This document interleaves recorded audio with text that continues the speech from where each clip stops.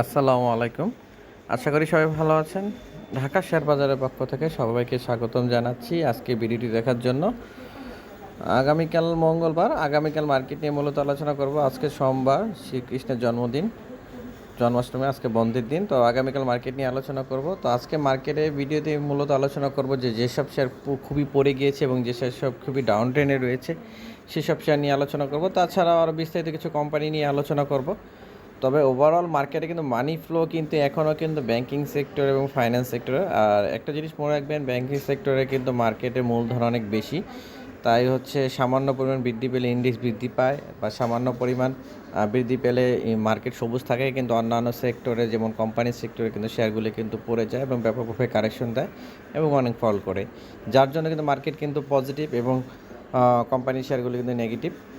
তো banking sector যদি মানি floor কথা যদি বলি, এখনও যদি আমি আপনাদেরকে দেখাই যে ব্যাংকিং সেক্টরে মানি ফ্লোটা কেমন আছে এখনও, তো এখন তাহলে বুঝতে পারবেন প্রত্যেকটি ব্যাংকেই কিন্তু মোটামুটি ভালো অবস্থায় রয়েছে এবং খুবই ভালো মুভমেন্টে রয়েছে।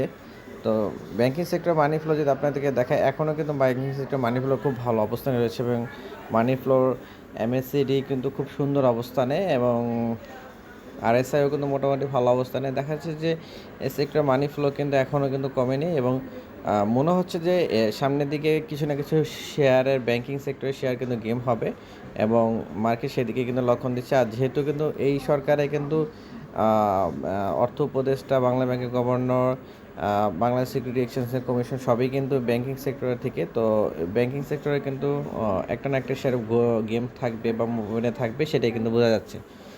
যাই হোক, কিছু কোম্পানি নিয়ে আলোচনা করি যেসব কোম্পানি কিন্তু ফুললি ডাউন টেনে রয়েছে এবং খুব কারেকশন রয়েছে। তার মধ্যে কিন্তু সবার আগে কিন্তু এক নম্বরে থাকবে সিপালের কথা যদি বলি, এর আগে থেকে কিন্তু আমি বলে আসছিলাম যে শেয়ারটি কিন্তু ব্যাপকভাবে কারেকশন দিবে। তো শেয়ারটি কিন্তু মোটামুটি ভালো একটি কারেকশন দিয়েছে এবং আরএসআই কিন্তু 15 থেকে 21 হয়েছে। তো শেয়ারটি মনে হচ্ছে এখানে কয়েকটি দিন যাবত থাকবে, আপডাউনের পর কিন্তু আবার ঘোরার সম্ভাবনা রয়েছে। তবে শেয়ারটি কিন্তু খুব ব্যাপক কারেকশন দেওয়ার কারণে কিন্তু অনেক কিন্তু ক্ষতিগ্রস্ত হয়েছে।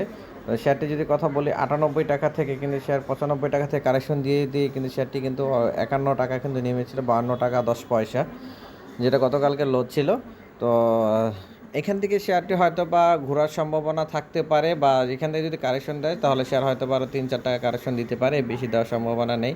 তবে শেয়ারটি কিন্তু এখানে আপডাউনে থাকে, পর যদি কালেকশন মোডে যান তাহলে হয়তো বা ফিউচার বা ভবিষ্যতের জন্য ভালো হতে পারে, একটি ছোটোখাটো গ্যাপ পাওয়া যেতে পারে। তারপরে যদি কারেকশনের কথা যদি বলি, গ্লোবাল হেভি কেমিক্যাল এই শেয়ারটি কিন্তু ব্যাপকভাবে কারেকশন দিয়েছে এবং মারাত্মকভাবে কিন্তু ফল করেছে। শেয়ারটি আরএসআই 23, শেয়ারটি কিন্তু 47 টাকা উঠেছিল, সেখান থেকে শেয়ার কিন্তু পড়তে কিন্তু 28 টাকা। তো অনেক সময় দেখা যায় যে শেয়ারে কিন্তু গেম করার পর যদি সেই শেয়ারটির সাথে সাথে কিন্তু ফল করে, সেখান থেকে কিন্তু শেয়ারটি আবার কিন্তু দেখা যায় আবার আপ ট্রেন্ডে গিয়ে কিন্তু শেয়ার কিন্তু 20% 30% গ্যাপ দিয়ে দেয়। তো সেটাও কিন্তু এরকম হতে পারে যে এই শেয়ারটি যদি 25 টাকায় নেমে যায়, সেখান থেকে যদি শেয়ার কিন্তু যদি কেনা হয় তাহলে কিন্তু শেয়ারটি প্রায়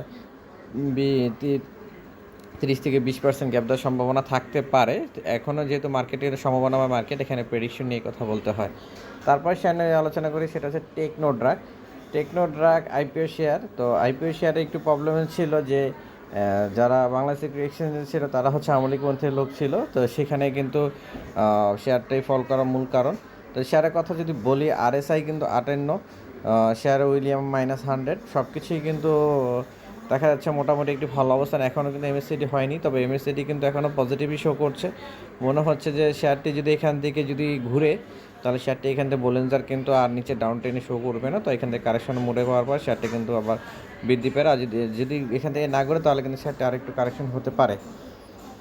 তারপরে শেয়ার নিয়ে যদি আলোচনা করি, সেটা হচ্ছে পদ্মা লাইফ শেয়ারটি এমনিই কিন্তু ফল করা। লাইফ সেক্টরে কিন্তু কিছু কিছু শেয়ার রয়েছে, সেই কারণে পদ্মা লাইফের কথা যদি বলছি, কারণ শেয়ারটি এমনিই অনেক ফল রেট এবং অনেক কম দামে, সে 20 টাকা 19 টাকা সামথিং, সেখান থেকে শেয়ারটি কিন্তু এখন 21 টাকা। তো শেয়ারটি মনে হচ্ছে যদি এখান থেকে হয়তো বা কারেকশনের পর কালেক্ট করা যায়, হয়তো বা কিছু প্রফিট পাওয়ার সম্ভাবনা রয়েছে, যেহেতু ফাইন্যান্সিয়াল সেক্টর এবং কিছু লাইফ সেক্টর শেয়ার মুভমেন্টে রয়েছে, সেখানে শেয়ার কিন্তু এখানে অনেক কম দামে রয়েছে। তো আমি কিন্তু মূলত আলোচনা করছি কম দামি শেয়ার, তো এই শেয়ার নিয়ে কিন্তু মূলত আলোচনা করছি যে সেই হিসাবে পদ্মা লাইফ ইন্ডিয়া অনেক কম দামে এবং শেয়ারটি মোটামুটি ভালো অবস্থানে রয়েছে। তারপর আলোচনা করি, সেটা হচ্ছে শাসা ডেনিম। শাসা একটি ভালো একটি কোম্পানি, সেই হিসাবে শেয়ারটি এ, অনেকটি ফল করেছিল, এখন কিন্তু এখানে ফলটের পর কিন্তু শেয়ারটি একটু বৃদ্ধি পাওয়ার পড়েছে এবং সেখানে আবার শেয়ার রয়েছে। তবে শেয়ারটি যদি আর একটু কারেকশনের পর শেয়ারটি কেনা যায়, হয়তো বা শেয়ারটি ফিউচার অনেক ভালো, সামনে ভালো হওয়ার সম্ভাবনা রয়েছে। তাছাড়া আর অনেক শেয়ার রয়েছে যেগুলি কারেকশনে রয়েছে এবং ডাউন ট্রেনে রয়েছে। তার মধ্যে যদি কথা বলি সেটা হচ্ছে বেস্ট হোল্ডিংও শেয়ারটি মোটামুটি ভালো একটি কারেকশন মোডে রয়েছে এবং শেয়ারটি বৃদ্ধি পাওয়ার পর কিন্তু আবার কারেকশন মোডে গিয়েছে। তো শেয়ারটি মোটামুটি এখানে ডাউন ট্রেনেই শো করছে, মোটামুটি কম দামে রয়েছে। তাছাড়া অনেক শেয়ার কিন্তু কারেকশন মোডে রয়েছে। তবে আপনাদেরকে একটা কথা যদি বলি, যে শেয়ারগুলি কিন্তু লো রেট থেকে কিন্তু আপ ট্রেন্ডে গিয়ে কিন্তু ব্যাপকভাবে গেম হচ্ছে, তো সেই শেয়ার আপনি যদি চিন্তা করেন যে আমি 100% কমের পর শেয়ারটি কিনেছি, তাহলে কিন্তু সেটা ভুল করবেন। কারণ সেই শেয়ারগুলি কিন্তু আরও মনে রাখবেন যে লো যদি থাকে, যেমন খান ব্রাদার্সের কথা বলি, লো যদি থাকে 9 টাকা, সেই শেয়ার যদি গেমের পর যদি শেয়ার ব্যাপকভাবে বৃদ্ধি পাওয়ার পর কিন্তু শেয়ারটি যেমন 200 টাকার উপরে গিয়েছিল, সেখান থেকে কিন্তু শেয়ার আবার কারেকশনের পর এখনও কিন্তু দেখা যাচ্ছে শেয়ার 78 টাকা। তো এই শেয়ারে কিন্তু কারেকশন মোড শেষ হওয়া বলতে কোনো কথা নেই। শেয়ার কিন্তু 200 টাকা থেকে 100 টাকা পরেও কিন্তু শেয়ার 78 টাকা। এখান থেকে যদি শেয়ার যদি 30 টাকাও আসে, সেটাও স্বাভাবিক। কারণ শেয়ারটি মনে রাখবেন, যে কোনো শেয়ার, গেমলিং শেয়ার, যেসব দুর্বল কোম্পানি লো রেট থেকে যদি আপ ট্রেন্ডে গিয়ে অনেক দূরে যদি বড় গেম হয়, সেটাই যখন ফল করে, সেসব শেয়ার থেকে দূরে থাকা সব ভালো এবং সেসব শেয়ার থেকে সতর্ক থাকা ভালো। তেমনই কিন্তু রয়েছে